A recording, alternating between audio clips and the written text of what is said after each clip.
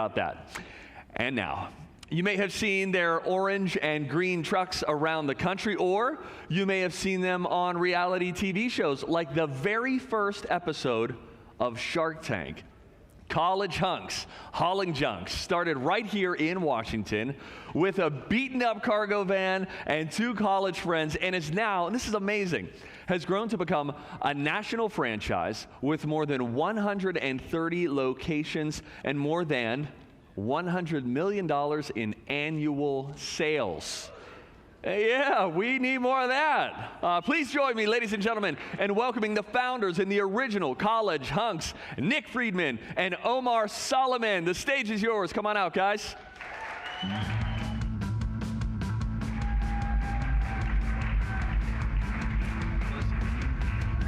Appreciate it. How's everybody doing? My name is Omar Soliman. I'm Nick Friedman. So we are here today. We've got to get this thing on the PowerPoint. So this is Nick and I in 10th grade when we met. This was, I think, taken outside of the detention where we spent a lot of our time. I think the yearbook said that we were least likely to ever be called hunks, if you can tell from that picture. So the story starts summer before senior year at college. We linked back up in DC that summer, and we were really excited because we each had our summers entirely planned out. Nick had secured a very prestigious internship at the International Monetary Fund, and I was going to do absolutely nothing. I was going to sit at home, play video games, go to the pool, and my mom said, no, you are going to get a job. The word of the day is job, J-O-B. And I had done all the kind of crappy jobs that college students do. I waited tables, I worked at the mall. I didn't want to do that. I think the movie Office Space had just come out. I didn't want to have an internship filing TPS reports all day. And my mom actually had a furniture store right here in DC, and there was this beat-up cargo van that she would use for deliveries. And I asked her if I could borrow the van to do some odd jobs around the neighborhood, invited my buddies over to tell them this harebrained scheme of starting a junk removal company, and said, all we need is a name. And we started to drink a little beer. We started to throw out some crazy names, and all of a sudden my mom looked at us and said, you guys are like the college hunks who haul junk. And we busted out laughing, and then we said it again, college hunks hauling junk. And you could actually feel the earth move when we said that. My mom is actually here somewhere today. I don't know where she's at, but she's sitting in the audience. There she is.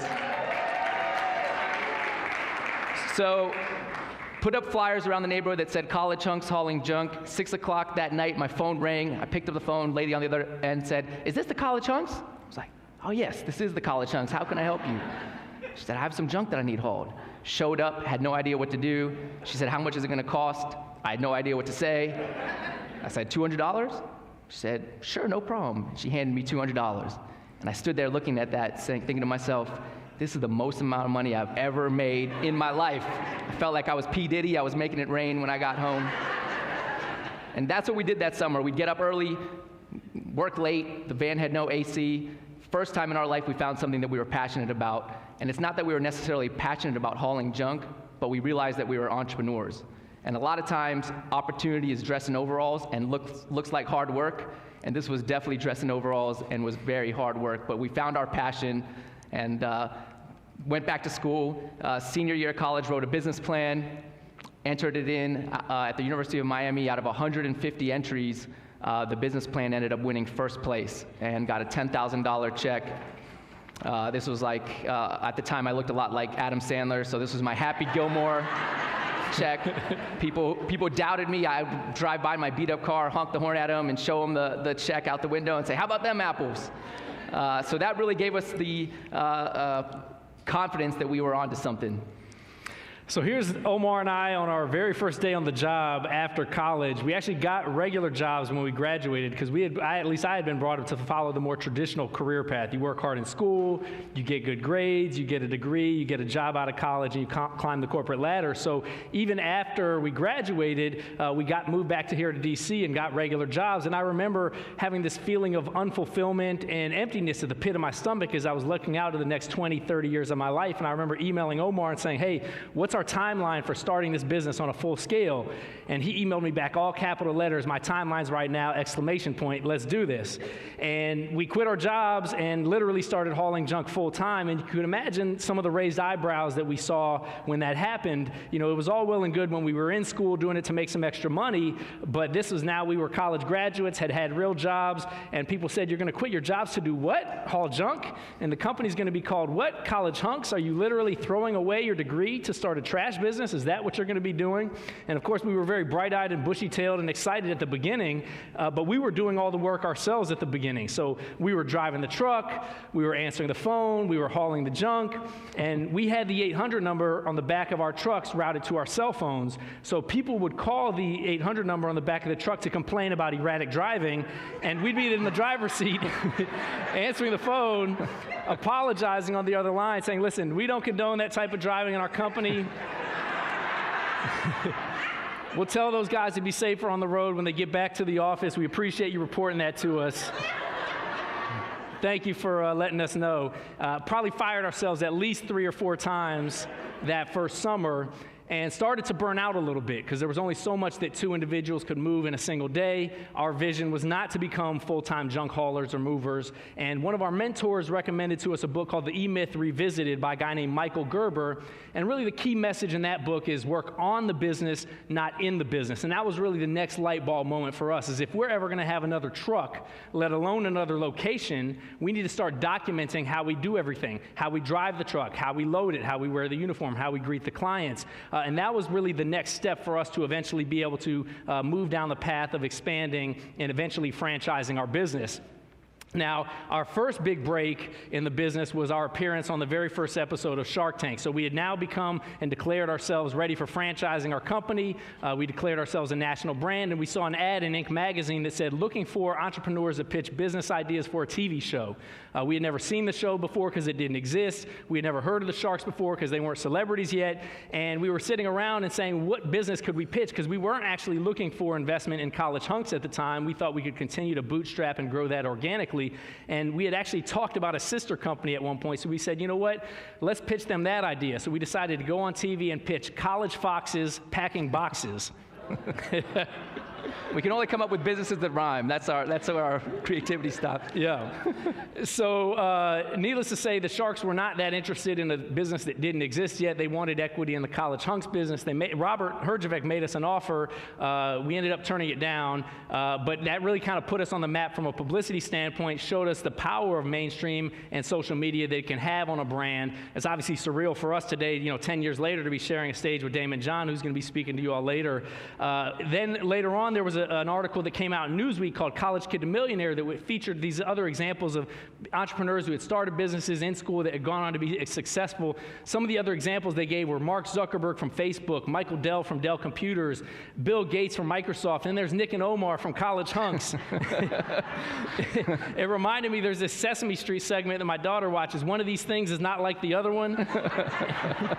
So I think that was the joke on us, but I think what that article did do was validate that we were doing something a little bit different. We had a very creative brand, very intentional focus on the client experience, but more importantly on the employee experience, and that is what was differentiating us in a very crowded industry. I mean, anybody can get out and get a truck and a website and a name and start a moving business, so we were doing something a little bit different in that regard, and those 2 media experiences really kind of put the business and the brand, I should say, bigger than the business. Which was really kind of what existed for quite some time, and it was kind of reminding me of that saying, dress for the job you want, not the job that you have. So we always kind of walked, talked, and acted like we were a lot bigger. We had one truck for a long time that we would park in different areas of the city, and people would come up to us and say, what do you guys have, 20, 30 trucks? I see them all over the town. And we only had that one truck. And so we made a very intentional focus on the outcomes that we wanted. One of those outcomes that we expected and looked for was becoming recognized as a best place to work in our organization. That was part of our vision. And we didn't do that with just Nick and Omar forcing it. We created a committee within our team of employees and said, hey, here are the criteria that define a best places to work or a best workplace. What do we have to do as an organization to become that, to become recognized that? And it ultimately became a reality for us as well. So as you think about your own business, what is your vision that you're looking to create? What is your long-term goal, the destination that you're driving towards? And then more importantly, what are the set of core values that you have that you're going to be working to be kind of that moral compass as to how you're going to get there. And we have a slogan in our company, it's not what's on the walls, it's what's in the halls. And so the core values are not about just sounding nice or something that you put on the front page of your training manual, but they're used as a litmus test for you, who you hire, who you reward and recognize, and who you let go. And they're manifested with the stories that start to emerge and evolve from your business as well, like this one. Yeah, so those core values really all lead up to our company purpose, which is to move the world, and it's in our DNA. So if you stop a truck anywhere in the country and ask what are our core values, the team member that's driving that truck will be able to tell you what they are, but also tell you a story about how they live those core values. And when you have a values-based, purpose-driven company, amazing things start to happen organically, like this photo. One of our movers was doing a move at an assisted living facility, was in an elevator that got stuck with an elderly lady that couldn't stand, and he actually got on his hands and knees and became a human chair for her and sat like that for 30 minutes until the fire department came, pried the door open. Someone snapped that picture and it went viral all over the world. Russia, Japan, there were stories about this guy all over the world. And I can assure you there's nowhere in our operations manual that says when you get stuck in an elevator with an elderly woman, get down on all fours and become a human chair. But when you are a purpose-driven organization, these things start to happen. And so what does it mean to be purpose-driven? It's really all about building relationships and creating a unique experience for your client, a unique experience for your team members. And when you start to see the difference between purpose-driven companies and non-purpose-driven companies, there's some stark ones. There's a lot of companies that make money that aren't purpose-driven. You know, Colgate, for example, I don't see people with Colgate tattoos on their arms, but I do see people with Harley-Davidson tattoos, and Apple. And someone recently got, even though it's not, we don't condone it, but we've had a few folks get college Hunks tattoos on their arms as well. Yeah, and I don't know if that guy was thinking it was job security or what, but what was really cool was it was just a manifestation of recognizing what the brand really stands for in our organization in particular. And really what our brand promise is honest, uniform, nice, knowledgeable service. That's the acronym for Hunks. We do that by building trust and care with our clients. So one of the things that I think we really try to emphasize to everybody in our organization is that you are the brand. So every one of your employees is your brand. That's what everybody in your organization is invested in, which is that same common enterprise. So they need to be walking, talking billboards for your organization. They need to conduct themselves as if they're on a stage at all times. One of the things that we challenge our Hunks about is imagine that Oprah or 60 Minutes is driving behind your truck every day, filming you and going to be blasting that out to the national audience, because in reality that's really what's happening is the audience is looking every time that they interact with you or your brand. And one of the things we measure and track every day as a company is Net Promoter Score. Every small business, every business should do this. It's a way to benchmark your client experience. And it's a really simple question. On a scale of 1 to 10, how likely are you to recommend College Hunks to your friends and neighbors? And College Hunks actually has a Net Promoter Score higher than Nordstrom's, Apple. People in their reviews will compare their move to a Disney-like experience, and moving in Disney should not ever be mentioned in the same sentence. So this is something that we track every day, every job, and what gets measured gets managed. So if you want to set out a goal, it has to be measured in order to manage it. So to that point, you know, when we first started the business, it was a catchy name. Then it was bright orange and green colors, but we very quickly realized if we were going to have success long term, we had to provide an experience that was unique and different. So the sizzle was the brand, but we had to have some stake behind the sizzle, which ultimately was the client experience, but as I've mentioned previously, the internal employee experience and franchise owner experience as well. So what are you doing in your business that's going to create loyalty and passion among your team members and ultimately among your clients as well when they interact with you? Don't shy away from promotion and sales. Don't think of sales in your organization as this traditional kind of stigmatic snake oil salesman. You've got to be proud about the product or service that you're offering because it's helping somebody.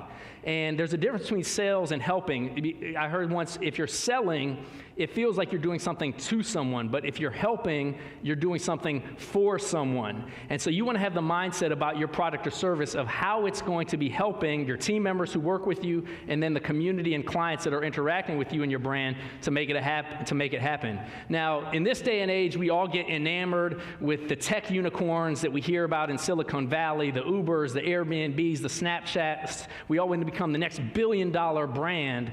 And there can become something a little bit intimidating or somewhat demotivating when that doesn't happen overnight, because no overnight success truly happens overnight. Becoming one of these unicorns is the equivalent of winning the lottery.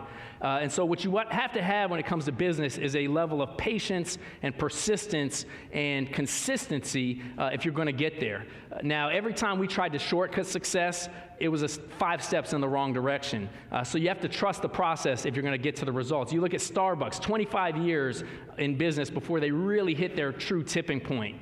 If you look at Apple, same thing, 25 years to get to 10,000 employees, and then in the next 10 years or so, they 10x'd that number. College Hunks is no different. It took us 10 years to get to roughly about 20 million in annual sales. This year, we're going to do close to 150 million in annual sales just a couple years later. Oh, thank you.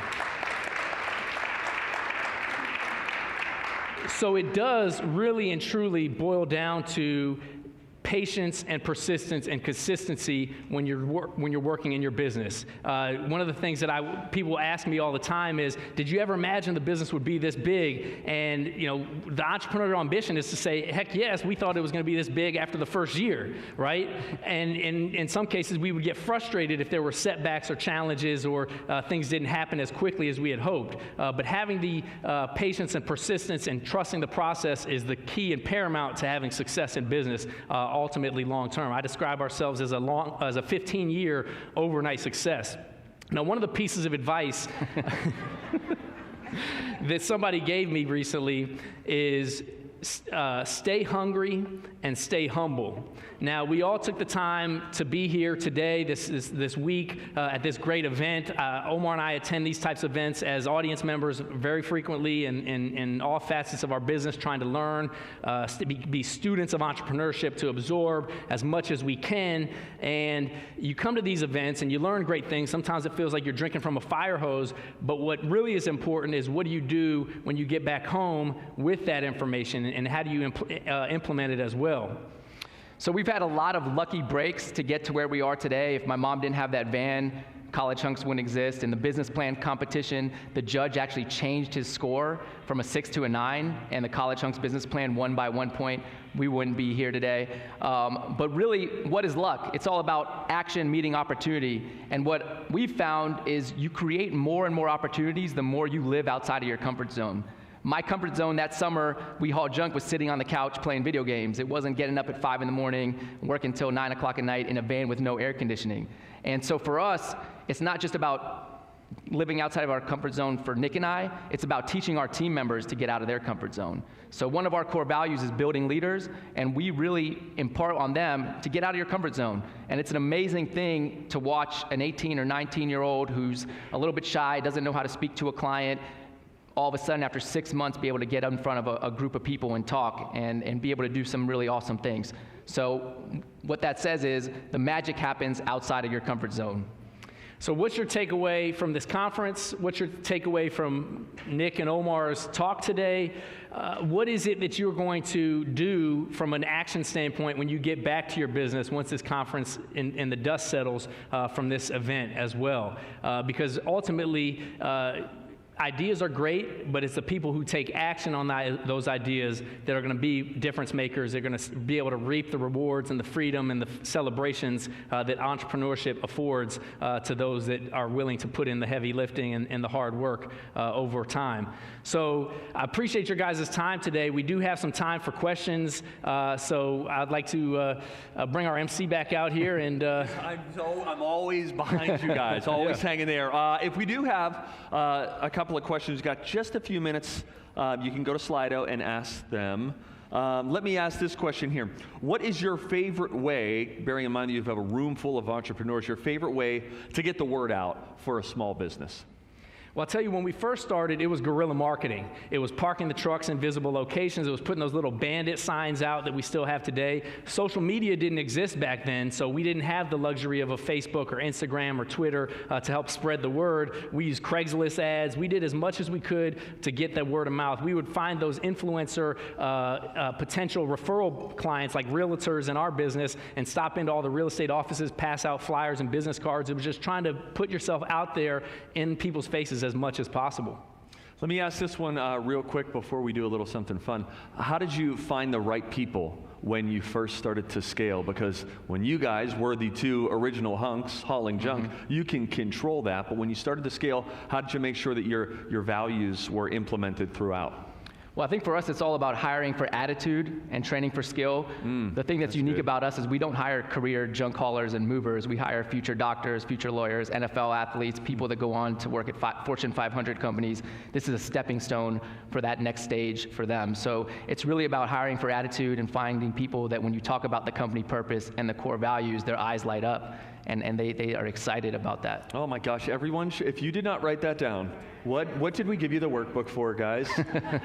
Hire for attitude and then train the skills. Am I saying that right? That's right. That's good stuff right there. Boy, if you've had one bad attitude at your business, you know what they're talking about. I understand that you guys come bearing a fun little giveaway. Yes, so Omar and I co-authored a book called Effortless Entrepreneur. We're going to be offering it during the breakout momentarily, but I got one here that we're going to be giving away here on stage today. I've got it up here.